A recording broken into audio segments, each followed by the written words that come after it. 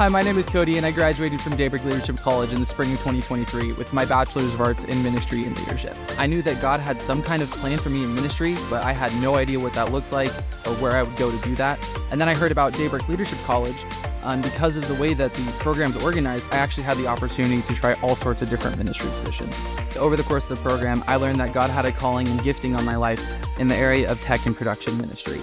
Whether it's worship or helping a speaker out, I realized that I love getting to help the Word of God get preached. One of the most memorable things about DLC was getting an opportunity to spend so much time with Daybreak's qualified staff.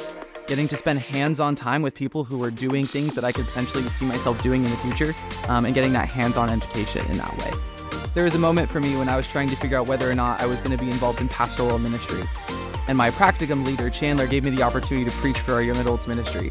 And it was super awesome, but I realized not necessarily where I want to go long term. But I got the opportunity to at least try it out. If you're a student and you're wrestling with where you think you want to go, if you feel like God has a call on your life, Daybreak Leadership College is an amazing place for you to figure out what that calling truly is.